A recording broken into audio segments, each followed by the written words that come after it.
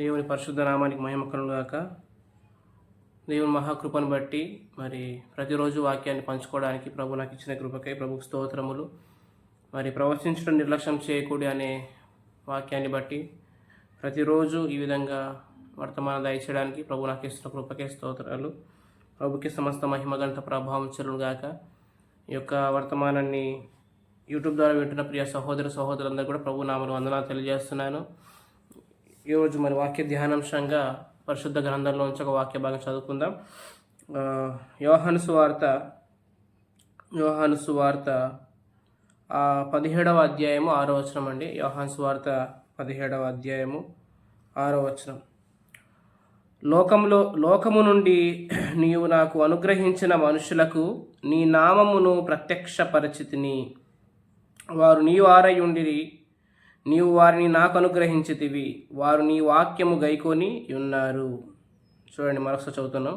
6వ వచనం. లోకము నుండి నీవు నాకు అనుగ్రహించిన మనుషులకు నీ నామమును ప్రత్యక్షపరచితిని. వారు నీ వారై ఉండిరి, నీవు వారిని నాకు అనుగ్రహించితివి. చిన్న మాట ప్రార్థన చేద్దాం. పరిశుద్ధమైన దేవా, నీకు వందనాలు, స్తోత్రము చెల్లిస్తున్నాం నాయన. మీ పరిశుద్ధ గ్రంథంలో నుంచి మీరు మాతో మాట్లాడండి. మీ లేఖన భాగం చదువుకున్నాం. మీ కుమారుని మాత్రం మహిమపరచమని, పరిశుద్ధాత్మ ద్వారా సంగతులు బయలుపరచమని వాక్షత అనుగ్రహించండి నా తండ్రి. ఆయన దేవుని శక్తియు పరిశుద్ధాత్మ కనపరచ దృష్టాంతం నెత్తి చెప్పడానికి కృప చూపించండి. వినువారు విశ్వసించలాగున్న తేటగా బోధించే కృప నాకు అనుగ్రహించండి. లేఖనాల్లోంచి వచనం వెంబడి వచనాన్ని దయచేసి నాయన మీరు మాత్రం మహిమ గణత ప్రభావాలు పొందుకోమని మీకు వందనాలు చెల్లిస్తూ సమస్త మహిమ గణత ప్రభావములు మీకే ఆరోపిస్తూ యేసుక్రీస్తు ప్రభువు నామం పేట స్తోత్రాలు చెల్లించి ప్రార్థిస్తున్నాం పరమ తండ్రి, ఆమేన్. ప్రియులారా, గమనించండి. మరొకసారి ఈ వాక్యం వింటున్న ప్రియ సహోదరులందరికీ వందనాలు తెలియజేస్తున్నాను. మరి ఈ సమయంలో యోహాను సువార్త 17వ అధ్యాయము 6వ వచనంలో ఒక మాట చదువుకున్నాం మనం. లోకము నుండి నీవు నాకు అనుగ్రహించిన మనుషులకు నీ నామమును ప్రత్యక్ష పరిచితిని. లోకము నుండి నీవు నాకు అనుగ్రహించిన. చూడండి, ఈ లోకమంతా కూడా దుష్టుని యందు పడి ఉంది. ఆదాము అవిధేయత వలన ఈ లోకంలో పాపం వచ్చింది. పాపం ద్వారా మరణం వచ్చింది. మరణము ప్రతి ఒక్కరిని కూడా ఏలుబడి చేస్తుంది. అయితే దేవుని స్తోత్రం, దేవుడు మనని మరణాన్ని నుంచి తప్పించాడు, మనని జీవంలోనికి దాటించాడు కదా. యోహాను సువార్త 5వ అధ్యాయం 24వ వచనంలో ఏముంది? నా మాట వీరి నన్ను పంపిన వాని యందు విశ్వాసం ఉంచువాడు నిత్య జీవం గలవాడు, వాడు తీర్పులోని రాక మరణంలో నుండి జీవంలోనికి దాటి ఉన్నాడు. కాబట్టి ఇప్పుడు మనం మరణం నుంచి జీవంలోనికి దాటి ఉన్నాం. ఈ లోకమైతే దుష్టుని యందు పడి ఉంది. ఈ లోకాధికారి వాడు అపవాది, సాతానుగాడు. సో అందుకనే యేసుప్రభు మేడగదిలో శిష్యులతో అంటాడు 16వ అధ్యాయంలో 16వ అధ్యాయము 9, 11 వచనాలు ఏమంటాడంటే, ఈ లోకాధికారి తీర్పు పొంది ఉన్నాడు. ఏమన్నాడు? ఈ లోకాధికారి తీర్పు పొంది ఉన్నాడు. ఏమని తీర్పు పొందినాడంటే, వాడికి వాడి దూతలకు ఇక అగ్నిగుండమే కదా. వానికి వాడి దూతలకు ఇక అగ్నిగుండమే. అయితే ఎవరైతే యేసుక్రీస్తు విశ్వాసం ఉంచుతారో వారికి నిత్య జీవము కదా. వారికి ఏంటిది? నిత్య జీవము. ఆ నిత్య జీవం అనేది ప్రభు తానే మనకు చేసిన వాగ్దానం. నిత్య జీవం అనేది ప్రభు తానే మనకు చేసిన వాగ్దానం. యోహాను మొదటి పత్రిక 2వ అధ్యాయము 25వ వచనంలో ఆ మాట ఉంది. నిత్య జీవం అనుగ్రహించు అన్నది ఆయన తానే మనకు చేసిన వాగ్దానం.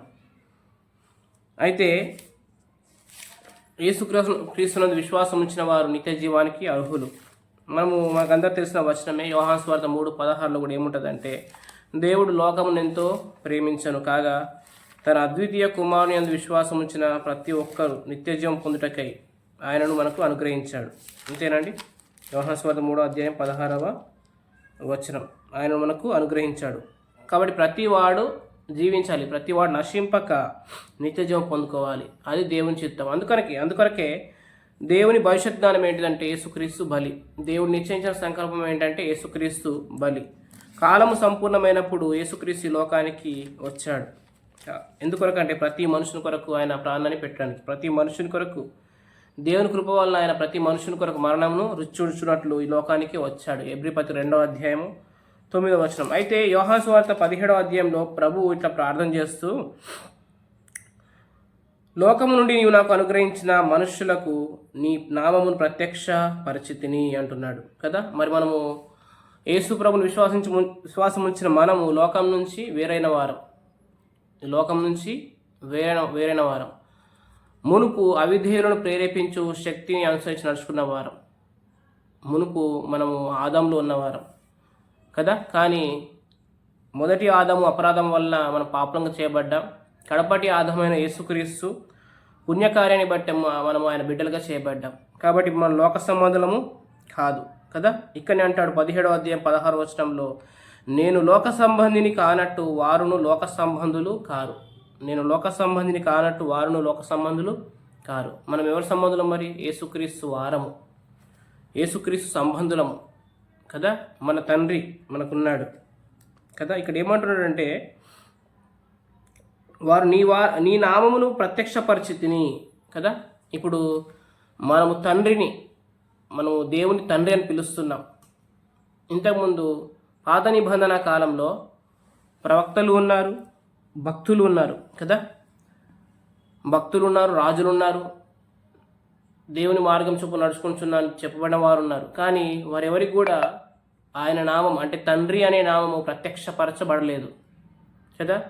కానీ ఎవరైతే యేసుక్రీస్తుని విశ్వాసం ఉంచారో, యేసుక్రీస్తు ప్రభు అని ఒప్పుకున్నారో, ఆయన సొంత రక్షకునిగా అంగీకరించారో, వారిలో గలతీయులకు రాసిన పత్రిక 4వ అధ్యాయం 6వ వచనం ప్రకారము, గలతీయులకు రాసిన పత్రిక 4వ అధ్యాయము 6వ వచనం ప్రకారము, మరియు మీరు కుమారులై ఉన్నందున కదా, మనం కుమారులమయ్యాం. కుమారులై ఉన్నందున నాయన తండ్రి అని మొర్రపెట్టు తన కుమారుని ఆత్మను దేవుడు మన హృదయంలోనికి పంపాడు. ఇప్పుడు నాయన తండ్రి అని మొర్రపెట్టే ఆ ధన్యత మనకే దక్కింది కదా. ఎందుకంటే మనం ఆయన కుమారులమయ్యాం. ఎవరి ద్వారా అంటే యేసుక్రీస్తు ద్వారా. యేసుక్రీస్తు ఎవరంటే ఆయన అద్వితీయ కుమారుడు, ఆయనకున్న ఏకైక కుమారుడు.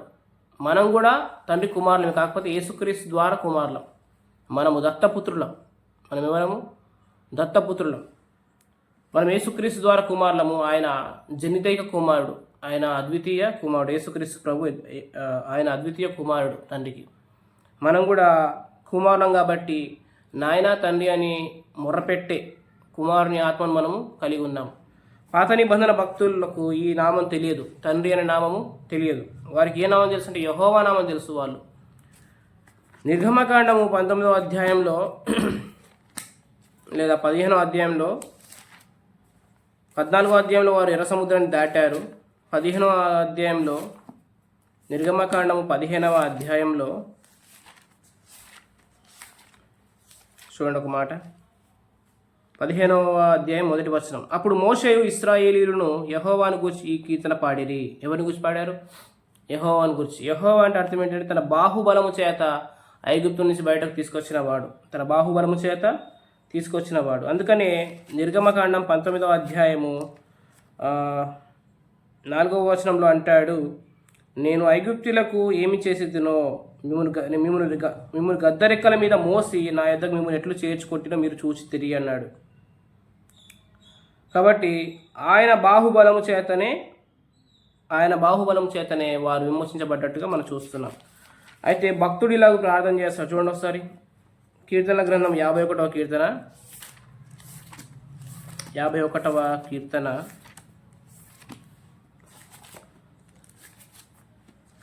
దావీదు భక్తుడు ఇలాగ ప్రార్థన చేస్తాడు. చూడండి, బత్షెబతో పాపం చేసిన తర్వాత ఆయన ఈ కీర్తన రచించాడు. 51వ కీర్తనలో 11వ వచనంలో ఏమంటాడంటే, నీ సన్నిధిలో నుండి నన్ను త్రోసివేయకుము, నీ పరిశుద్ధాత్మను నా యొద్ద నుండి తీసివేయకుము, నీ రక్షణానందము నాకు మరలా పుట్టించుము. ఎక్కడైనా కానీ తండ్రి అన్నట్టుగా చూస్తామా? చూడం.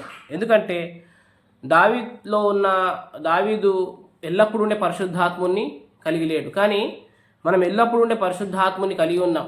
ఆయన కుమారుని ఆత్మ కలిగి ఉన్నాం కాబట్టి మనం నాయన తండ్రి అనే పిలిచే అనుభవాన్ని మనము కలిగి ఉన్నాం. అది గలతీ పత్రిక 4వ అధ్యాయం 6వ వచనంలో మనం ఇందాక చూసాం. అయితే మరొకసారి అదే మనం ఇందాక చదువుకున్న వచనము యోహాను సువార్త 17వ అధ్యాయము 6వ వచనం మరొకసారి చదువుకుందాం. 6వ వచనం మరొకసారి చదువుకుందాం. నీవు నాకు అనుగ్రహించిన మాటలు నేను వారికి ఇచ్చి ఉన్నాను. 6వ వచనం అండి, లోకము నుండి నీవు నాకు అనుగ్రహించిన మనుషులకు నీ నామమును ప్రత్యక్షపరిచితిని. కదా. సో ప్రభు ప్రత్యక్షపరిచిన నామం ఏంటిదంటే తండ్రి. తండ్రి తండ్రి అని మనం మొరపెట్టే ఆత్మను మనం కలిగి ఉన్నాం. మనం యేసుక్రీస్తు నామమున తండ్రి అడుగుచున్నాము, తండ్రి అని ప్రార్థన చేస్తాం. వారు నీ వారై ఉండిరి, నీవు వారిని నాకు అనుగ్రహించితివి. నీవు నాకు 7వ వచనం, నీవు నాకు అనుగ్రహించిన మాటలు నేను వారికి ఇచ్చి తిని. కదా. అయితే ఇప్పుడు మనం ఎవరి నామమున అడుగుతున్నామంటే యేసుక్రీస్తు నామమున అడుగుతున్నాం. యేసుక్రీస్తు నామమున అడుగుతున్నాం. యేసుక్రీస్తు నామమున అడిగితే తండ్రి మన సమస్తాన్ని దయచేస్తున్నాడు. ఎందుకు మరి యేసుక్రీస్తు నామముననే మనం సమస్తాన్ని పొందుకుంటున్నాం అనే విషయాన్ని ఒకసారి గమనించినట్లయితే ఫిలిప్పీలకు రాసిన పత్రిక 2వ అధ్యాయము, ఫిలిప్పీలకు రాసిన పత్రిక 2వ అధ్యాయము, రెండవ అధ్యాయంలో 6 నుంచి చదువుదాం. 6 నుంచి, ఆయన దేవుని స్వరూపం గలవాడి ఉండి దేవునితో సమానంగా ఉంట విడిచిపెట్టకూడని భాగ్యమని ఎంచుకోలేదు, కానీ మనుషుల పోలికగా పుట్టి దాసుని స్వరూపమును ధరించుకొని తను తాను రిక్తంగా చేసుకొనెను. మరియు ఆయన ఆకారమందు మనుషునిగా కనబడి మరణం పొందినంతగా, అనగా శిలువ మరణం పొందినంతగా విధేయత చూపిన వాడి తను తాను తగ్గించుకొనెను. అందుచేతను పరలోకమందున్న వారిలో కానీ, భూమి మీద ఉన్నవారిలో కానీ, భూమి క్రింద ఉన్నవారిలో కానీ ప్రతి వాని మోకాలును యేసు నామమున వంగాలి, ప్రతి వాని నాలుక తండ్రి అయిన దేవుని మహిమార్థమై యేసుక్రీస్తు ప్రభు అని ఒప్పుకోవాలి. దేవుడు ఆయనను అధికంగా హెచ్చించి ప్రతి నామమునకు పైనామమును ఆయనకు అనుగ్రహించాడు. ఇప్పుడు చెప్పండి, దేవుడు తండ్రి అయిన దేవుడు ఆయన ప్రతి నామానికి పైనామాన్ని ఆయన అనుగ్రహించాడు. ఎందుకంటే ఆయన విధేయత చూపాడు. ఆయన దేవునితో స్వరూపం గలవాడే ఉన్నాడు. మనుషుని ఆకారంలో పుట్టాడు ఆయన. కదా. మనుషుని పోలికగా పుట్టాడు. దాసుని స్వరూపం ధరించుకున్నాడు. మరణం పొందినంతగా, అనగా శిలువ మరణం పొందినంతగా తను తాను అప్పగించుకున్నాడు. మరొక మాట చదువుకుందాం. కొలస్సీలకు రాసిన పత్రిక 1వ అధ్యాయము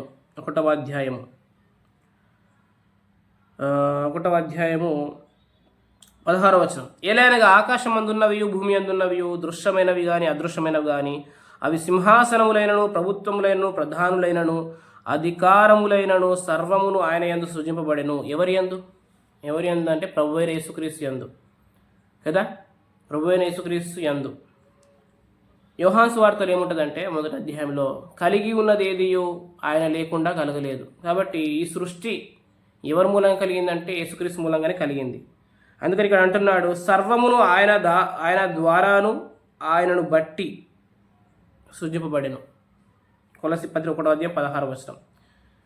యేసుక్రీస్తు ద్వారానే, యేసుక్రీస్తుని బట్టే, యేసుక్రీస్తు నామం ఘనపరచబట్టు కొరకే. ఎందుకంటే 18వ వచనము, సంఘము అను శరీరమునకు ఆయనే శిరస్సు, ఆయనకు అన్నిటిలో ప్రాముఖ్యం కలుగు నిమిత్తం. కాబట్టి యేసుక్రీస్తుకి ప్రాముఖ్యత కలగాలనేది తండ్రి చిత్తం.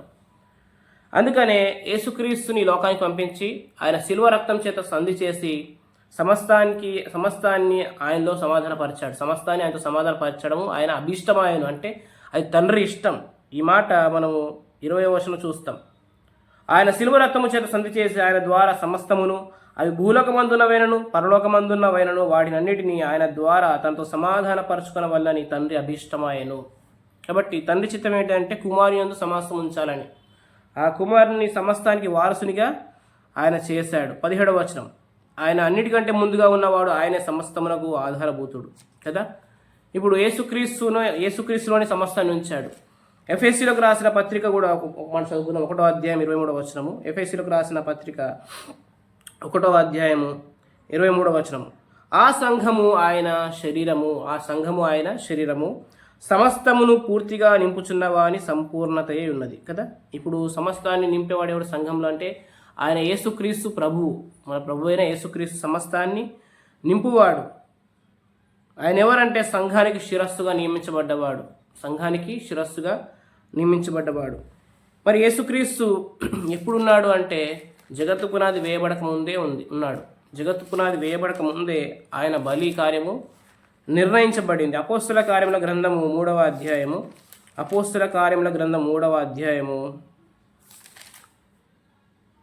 చూడండి, క్షమించండి, 2వ అధ్యాయము 23వ వచనము. దేవుడు నిశ్చయించిన సంకల్పమును ఆయన భవిష్యత్ జ్ఞానమును అనుసరించి అప్పగింపబడిన ఈయనెవరు?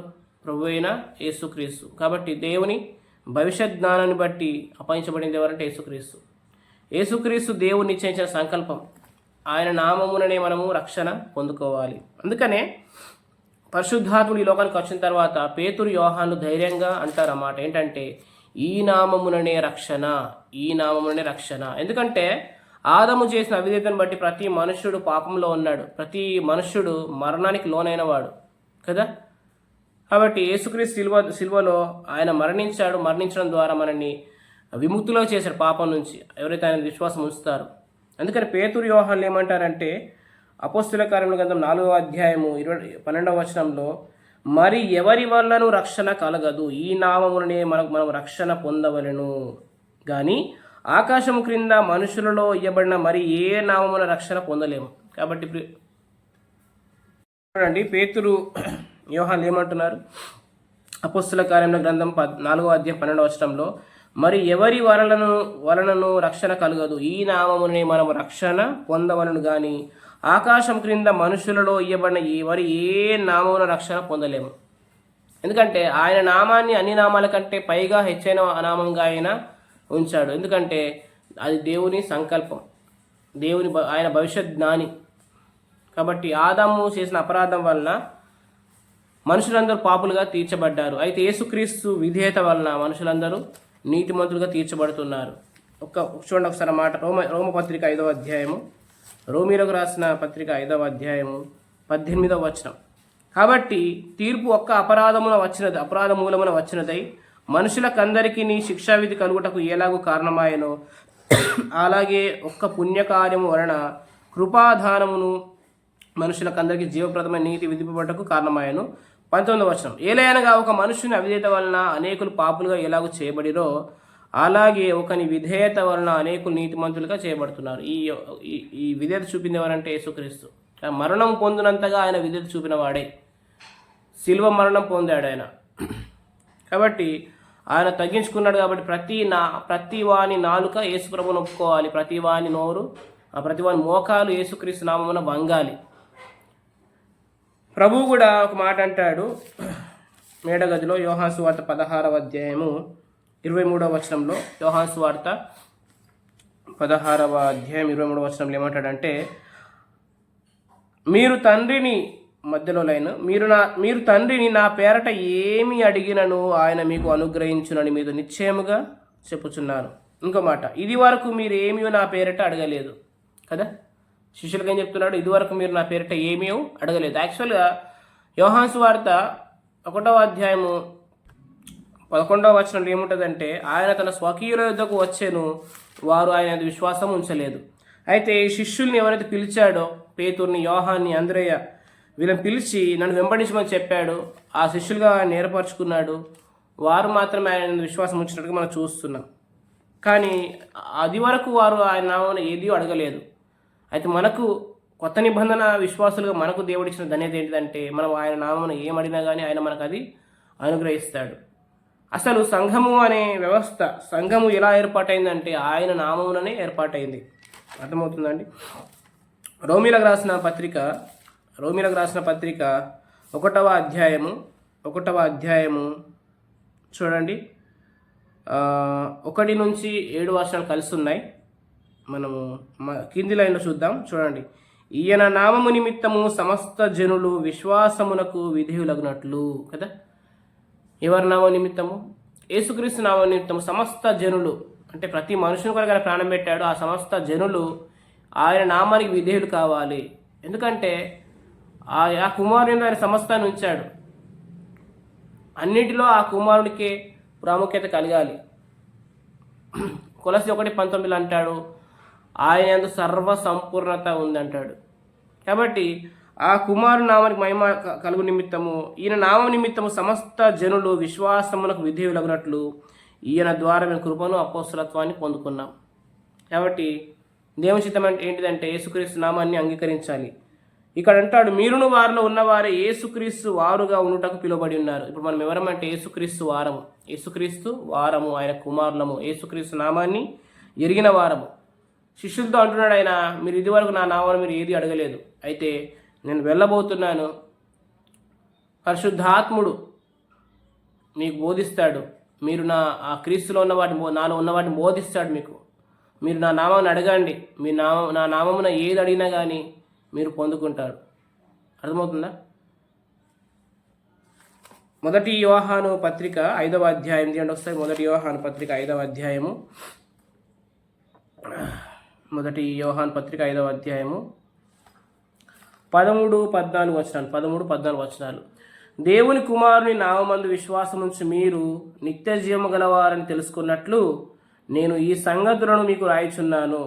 కాబట్టి పిల్లలు గమనించండి, దేవుని కుమారుని విశ్వాసం ఉంచిన మనం ఎవరము? నిత్య జీవం గలవారం అని చెప్తూ ఈ సంగతులు మీకు రాయిచున్నాను. 14వ వచనం. ఆయనను బట్టి మనకు కలిగిన ధైర్యం ఏదనగా ఆయన చిత్తానుసారంగా మనం ఏది అడిగినాను ఆయన మన మనవి ఆలకించునన్నది ఏ. కాబట్టి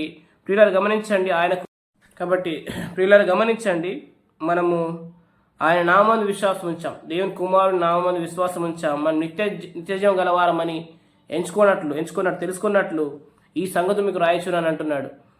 ఆయనను బట్టి మనకు కలిగి ధైర్యం ఏంటిదంటే ఆయన నామాన్ని మనం ఏదడ్డా కానీ మనం పొందుకుంటాం. అర్థమవుతుందా? ఒకసారి ఒక మాట చదువుకుందాం. రాజుల మొదటి గ్రంథము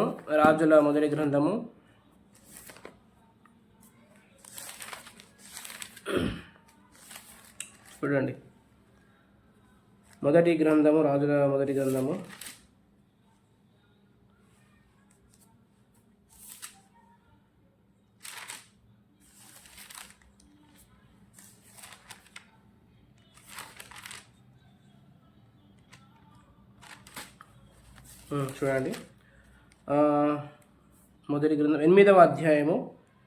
8వ అధ్యాయము 48వ వచనంలో ఇక్కడ ఏముంటుందంటే, నీవు వారి పితరులకు దయచేసిన దేశం తట్టును, నీవు కోరుకొనిన పట్టణం తట్టును, నీ నామ ఘనత కొరకు నేను కట్టించిన మందిరము తట్టును నిన్ను గూర్చి ప్రార్థన చేసినడలా ఆకాశమును నీ నివాస స్థలమందు నీవు వారి ప్రార్థన విన్నపములను విని వారి కార్యమును నిర్వహించి. కదా, ఇప్పుడు సొలొమోను కట్టిన మందిరము ఎవరి నామ ఘనత కొరకు అంటున్నాడు? నీ నామ ఘనత కొరకు అంటున్నాడు. సొలొమోను ఈ యొక్క మందిరాన్ని కట్టించిన తర్వాత ఒక ప్రార్థన చేస్తాడు. ఏమనంటే చూడండి ఒకసారి.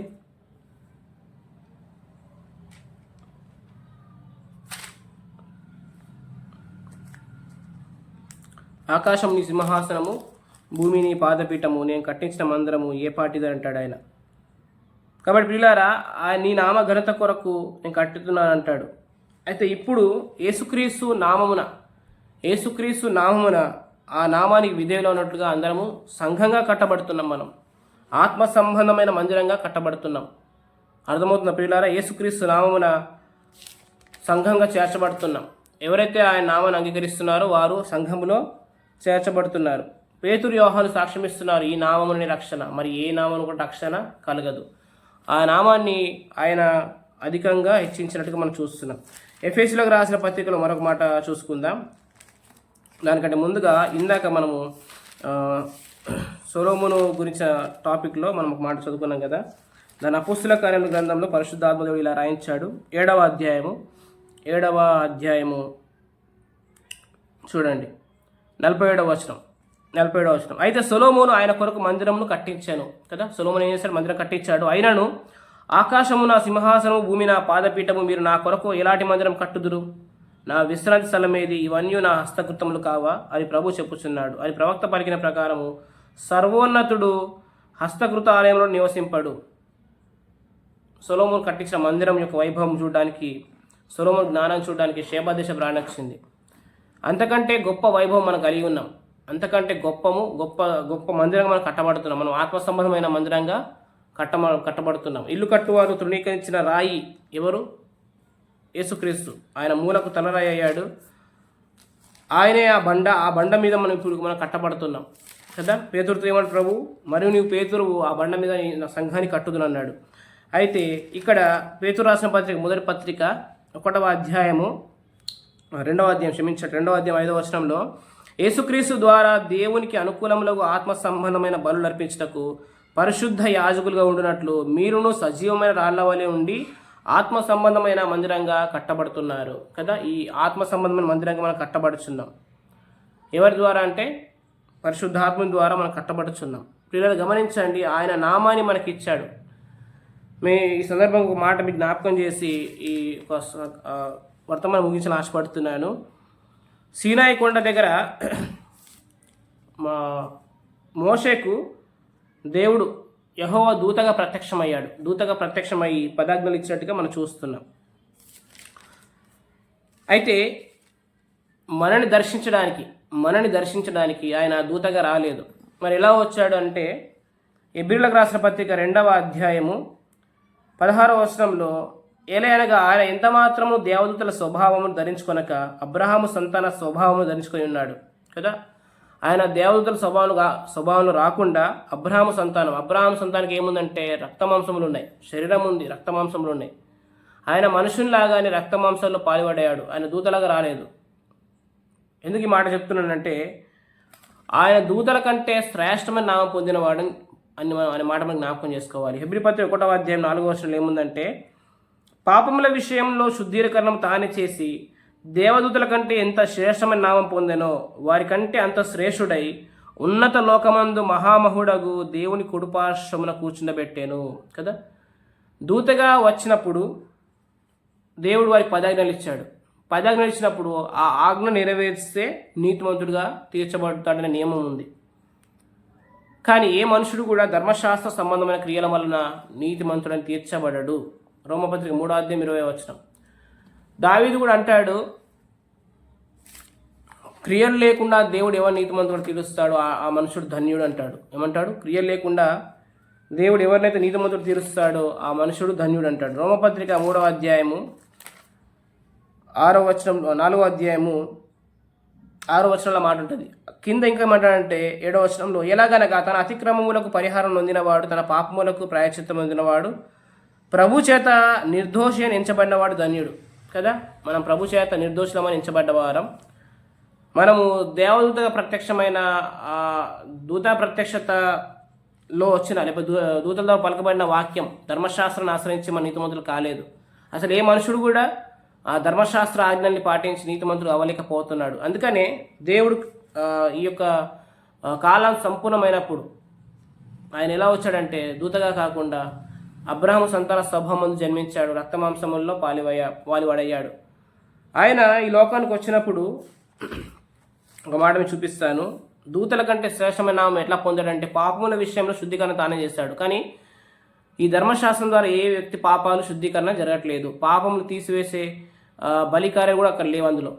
కాబట్టి పాపముల విషయంలో శుద్ధీకరణ తానే చేశాడు. దూతల కంటే ఎంతో శ్రేష్టమైన నామాన్ని పొందుకున్నాడు. వాస్తవంగా మీరు గమనించినట్లయితే ఆయన దూతల ద్వారా పరిచర్య చేయించుకునేవాడు. మత్తయి సువార్త 4వ అధ్యాయంలో ఒక మాట చూసినట్లయితే, అపవాది ఆయనను శోధిస్తున్నప్పుడు చూడండి అన్నమాట, ఆయనకు దూతలు పరిచయం చేశారు. మత్తయి సువార్త 4వ అధ్యాయంలో 11వ వచనంలో, అంతటా అపవాది ఆయన విడిచిపోగా ఇదిగో దేవదూతలు వచ్చి ఆయనకు పరిచర్య చేసిరి. వీళ్ళని గమనించండి, ఆయనకు దేవదూతలు పరిచర్య చేశారు. ఇక్కడనే మత్తయి సువార్త 26వ అధ్యాయంలో కూడా ఒక మాట చదువుకుందాం. మత్తయి సువార్త 26వ అధ్యాయంలో 53వ వచనం, ఈ సమయమున నేను నా తండ్రిని వేడుకొనిన ఎడల ఆయన 12 సేనా వ్యూహముల కంటే ఎక్కువ మంది దూతలను ఇప్పుడు నాకు పంపడనియు నీవు అనుకుంటున్నావా? అంటే ఒక ఆజ్ఞ ఇస్తే 12 సేనా వ్యూహాలు, ఒక్క సేనా వ్యూహానికి వ్యూహం ఒకటింటికి 6,000 మంది దూతలు ఆయన ఆజ్ఞాపిస్తే పరిచర్య చేసే అంత ఉన్నతుడు ఆయన దూతల ద్వారా పరిచర్య చేసుకునేవాడు. కానీ హెబ్రీ పత్రికలో ఇలా రాయించాడు, ఆయన దూతల కంటే తక్కువనిగా చేయబడ్డాడు. ఎందుకొరకంటే మన కొరకు తక్కువగానే చేయబడి మరణాన్ని అనుభవించి తిరిగి లేచి దేవుని కుడిపార్శ్వమున మహోన్నతులకు దేవుని కుడిపార్శ్వమున ఆసీనుడయ్యాడు. ఇప్పుడు ఆయన దేవదూతల కంటే శ్రేష్టమైన నామాన్ని పొంది ఉన్నాడు. ఇప్పుడు గమనించండి, దూతల కంటే శ్రేష్టమైన నామాన్ని పొంది ఉన్నాడు. అంతేకాదు ఇప్పుడు మనకి ఎంత గొప్ప ధన్యత ఇచ్చాడంటే మనం కూడా ఆ దూతల పరిచయం చేసే అనుభవాన్ని మనకి ఇచ్చాడు. అర్థమవుతుందా? హెబ్రీ పత్రిక 1వ అధ్యాయం 14వ వచనంలో ఇలా ఉంది. హెబ్రీ పత్రిక 1వ అధ్యాయము 14వ వచనం, వీరందరూ రక్షణ స్వాస్థ్యమును పొందబో వారికి పరిచారము చేయుటకై పంపబడిన సేవకులైన ఆత్మల కారా. వీరందరూ అంటే ఎవరు? దూతల్ని ఆయన తన కుడిపార్శ్వంలో చేర్చుకోలేదు, కానీ మనల్ని చేర్చుకున్నాడు. మనం దూతల కంటే శ్రేష్ఠులం. మనం యేసుక్రీస్తుతో పాటు లేపబడి దేవుని కుడిపార్శ్వం మీద కూర్చుని పెట్టబడ్డాం. కాబట్టి ప్రియులారా, మనం దూతలకు ఆజ్ఞాపించేవారం. ఆయన ఆజ్ఞాపిస్తే నా తండ్రి 12 సేనా వ్యూహాలు పంపడా అన్నాడు ఆయన కదా, పేతురుతో అన్నాడు. కాబట్టి ప్రియులారు గమనించండి, మనం దూతల ద్వారా పరిచర్య పొందేవారము.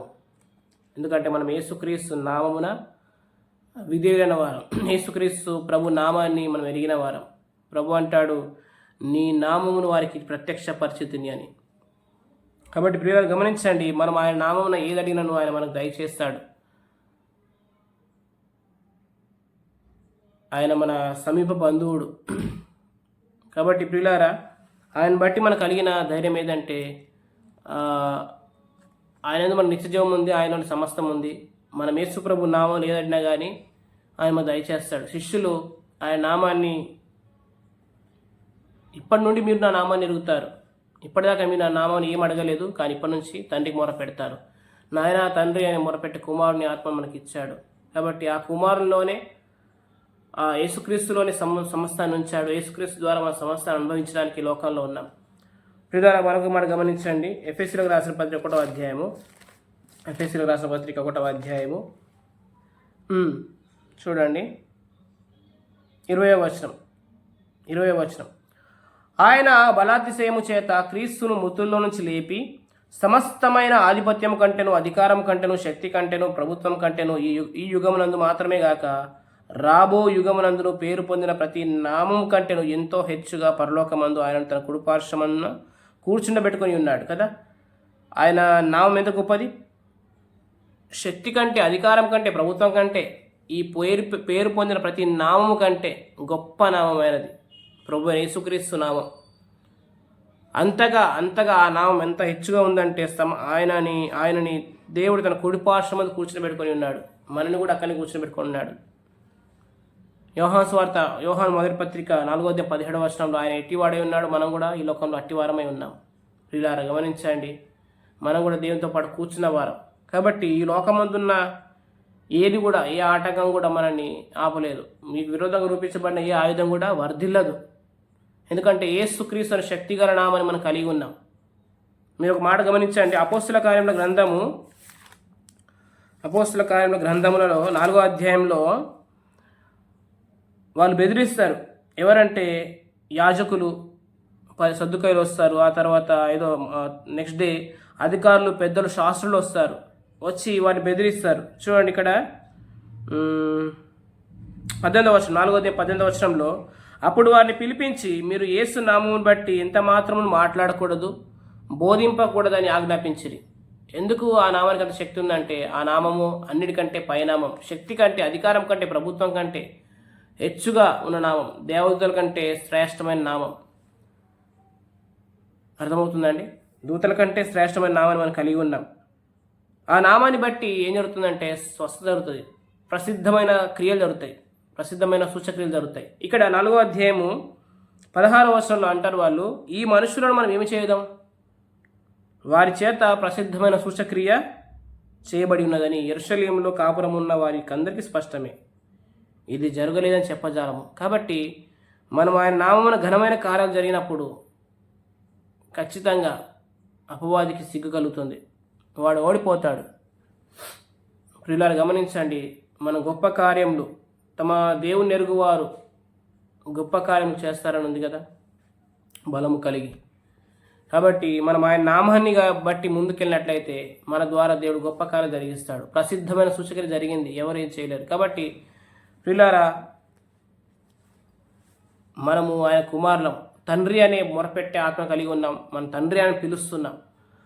కుమారులో సర్వసంపూర్ణత ఉందని నమ్మని మొదట. ఆయనలో సర్వసంపూర్ణత ఉందని నమ్మితే, ఆయన సమస్తానికి వారసుడని నమ్మితే, సమస్తాన్ని శిల్వ రక్తం చేత ఆయన సంధి చేశాడని నమ్మినప్పుడు, ఆ కుమారుని యందు విశ్వాసం ఉంచి ఆయన విశ్వాసాన్ని కర్తదని కొనసాగించేవాడు ఆయన చూసి మనం ముందుకెళ్ళినట్లయితే మనకన్నింటిలో విజయం దొరుకుతుంది. ప్రియులారా, ప్రసిద్ధమైన సూచక్రియలు, మహత్కార్యాలు, అద్భుతములు ఖచ్చితంగా జరుగుతాయి.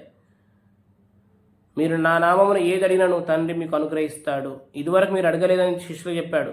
అయితే వారు యేసుప్రభు ఆరోహణం అయిన తర్వాత, దేవుని కుడిపార్శ్వమున ఆసీనులైన తర్వాత, పరిశుద్ధాత్మచేత నింపబడిన తర్వాత వారంటారు, ఈ నామమునే రక్షణ కలుగుతుందన్నారు. వారు ఆ నామమున అక్కడ ఒక కుంటివాణి స్వస్థపరిచారు. అర్థమవుతుందా? శృంగారమను దేవాలయం దగ్గర వారు కుంటివాణి స్వస్థపరిచారు. ఈ నామముననే అన్నారు.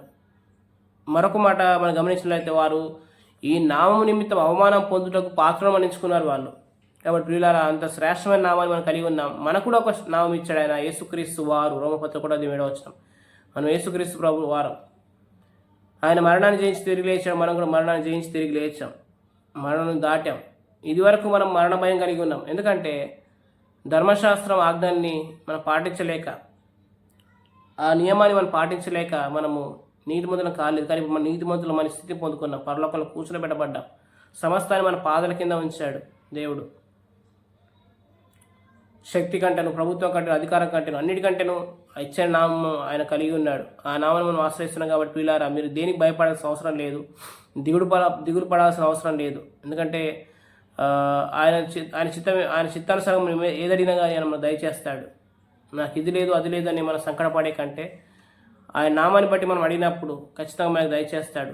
అందుకని నీ నామమును ప్రత్యక్ష పరిచితునని ఆయన తండ్రి గురించి మాట్లాడాడు. ఇప్పుడు తండ్రి యేసుక్రీస్తును మయపరుస్తూ ఆయన నామాన్ని హెచ్చించాడు. ఆయన ఈ లోకాన్ని పంపించాడు. మనకు రావాల్సిన శిక్ష ఆయన మీద మోపాడు. అన్నిటికంటే పైనామంగా యేసుక్రీస్తు నామాన్ని ఉంచాడు. అంతేకాదు ఆయనలో సర్వ సంపూర్ణత ఉంచాడు. ఆయన అందే సమృద్ధిని ఉంచాడు. ఇప్పుడు ఆయన నామాన్ని మనం అడిగితే ఖచ్చితంగా ఆ సమృద్ధిని, ఆ సంపూర్ణత మనం అనుభవిస్తాం ప్రియులారా. కాబట్టి గమనించండి, అన్ని సమస్తం క్రీస్తులో ఉన్నాయి. ఆయన నింపుతాడు. యోహాను సువార్త 2వ కానా వివాహ విందులో ఆయన నీటి ద్రాక్షరసంగా మార్చాడు. ఆయన మన తోడుగా ఉన్నాడు. ఆయన చనిపోయిన వారిని లేపాడు, పాడు మీద ఉన్న వారిని లేపాడు. ప్రియులారా, అంతకంటే గొప్ప కార్యాలు చేస్తావని యోహానుతో అన్నాడు, యోహాను సువార్త 5వ కాబట్టి ప్రియులారా, ప్రసిద్ధమైన సూచనలు మన ద్వారా జరుగుతాయి. మనం ఆయన నామాన్ని ఎరిగిన వారం, ఆయన నామ నిమిత్తమై అవమానం పొందదగిన వారం.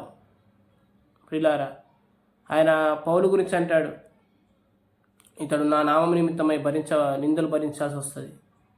కాబట్టి ప్రియులారా, మన ద్వారా ఆయన ప్రతి సత్కార్యం జరిగిస్తాడు, మనల్ని మహిమపరుస్తాడు, వాక్యం ఇచ్చి మహిమపరుస్తాడు. పరిశుద్ధాత్మను మనలో ఉంచాడు. ఆ నాయన తండ్రిని మొరపెట్టుకునే ఆత్మ కలిగి ఉన్నాం. యేసుక్రీస్తు నామానికి మహిమ కలగాలని, ఆయన నామం హెచ్చించబడాలి, అన్నింటిలో ఆయన ప్రాముఖ్యత కలుగు నిమిత్తమే. కాబట్టి పిల్లలు గమనించండి, ఎంత శ్రేష్టమైన నామం ఆయన పొంది ఉన్నాడు. మనకు కూడా ఆయన కుమారులు అనే స్టేటస్ మనకి ఇచ్చాడు. ఈ కుమారులు అనే స్థితిని మనము ఎప్పుడూ ఎంచుకుంటూ, మన కుమారులమని, ఆయన బిడ్డలమని ఎంచుకుంటూ, తద్వారా వచ్చి ఆయన గ్రేస్ని అనుభవిస్తూ, ఆయన కొరకు బలమైన కార్యాలు చేయాలి, సత్కార్యాలు జరగాలి. యేసుక్రీస్తు త్వరలో రాబోతున్నాడు. మనం ఆయన న్యాయపీఠం మీద నిలబడవలసి ఉన్నది. కాబట్టి ఆయన రాకడలో మనం సిగ్గుపరచబడకుండా ఉన్నట్లు మన ద్వారా గొప్ప కార్యం జరగాలి. అట్టి కార్యాలు మన ద్వారా జరిగించును గాక. విన్న మీ అందరి జీవితాల్లో ఆయన గొప్ప మేలు జరిగించును గాక అని నేను ప్రభువుని ప్రార్థిస్తూ, మరి యొక్క మన వాక్యాన్ని మనం ముగించుకుందాం. చిన్న ప్రార్థన కూడిక ముగింపు చేసుకుందాం. కళ్ళు మూసుకున్నట్లయితే ప్రార్థన చేద్దాం. పరిశుద్ధమైన దేవానికి వందనాలు, స్తోత్రాలు చెల్లిస్తున్నాం నాయన. మరి అరణ్యంలో మండుచున్న పొదలో యెహోవా దూతగా ప్రత్యక్షమై మోషతో మీరు మాట్లాడారు నాయన. నిర్గమకాండం 19వ నాయన, దేవదూతల ద్వారా పలకబడిన వాక్యాన్ని 10 ఆజ్ఞలు మీరు ఇచ్చారు నాయన. వాటి ద్వారా ఏ మనుషులు నీతిమంతులు అవ్వట్లేదు, పాపములకు శుద్ధీకరణ జరగట్లేదు. కానీ నాయన, కాలం సంపూర్ణమైనప్పుడు ఈ యుగముల సమాప్తి అందు మీరు వచ్చారు ఈ లోకానికి నాయన. మీ నామమందు విశ్వాసం ఉంచడం ద్వారా ప్రతి మనుషుల్ని నీతిమంతులుగా చేశారు, నీ బిడ్డలుగా చేశారు. నీ నామమునిచ్చారు ప్రభు, నీకు వందనాలు. అది శక్తిగల నామము, ప్రభుత్వం కంటేను, అధికారం కంటేను, సమస్తం కంటేను శక్తిగల నామం ప్రభువా. మరి దేవా, మీరు నా నామమును ఏదడిగినాను తండ్రి మీకు అనుగ్రహిస్తాడని. ఎందుకంటే తండ్రికి మీరు లోబడి విధే చూపి నా తండ్రి లోకానికి వచ్చి నాయన మరణం పొందినంతగా, శిలువ మరణం పొందినంతగా విధే చూపారు నాయన. మీ శిలువ రక్తం చేత సమస్తాన్ని తండ్రి అయిన దేవుడు సమాధానపరిచాడు. అది ఆయన అభిష్టం ప్రభువా. మరి నాయన, యేసుక్రీస్తు సర్వ సంపూర్ణత ఉంది, సమృద్ధి ఉంది, సర్వమును సమస్తమును ఆయన బట్టియే కలిగింది నాయన. ఆ కుమారుని సమస్తాన్ని వారసునిగా నియమించారు ప్రభువా. మరి నాయన, మీ యందు మేము విశ్వాసం ఉంచి మేము చూస్తూ మేము ఏదడిగినా మీరు మాకు ఇస్తారని ధైర్యం మాకు ఇచ్చారు. ఆ నామంలోనే రక్షణ, ఆ నామంలోనే జీవితం. ప్రభు, ఆ నామం నిమిత్తమై మేము అవమానం పొందుటకు పాత్రలో ఎంచబడ్డ వారమని ఎంచుకుంటున్నాం. ప్రభు, నీకు వందనాలు.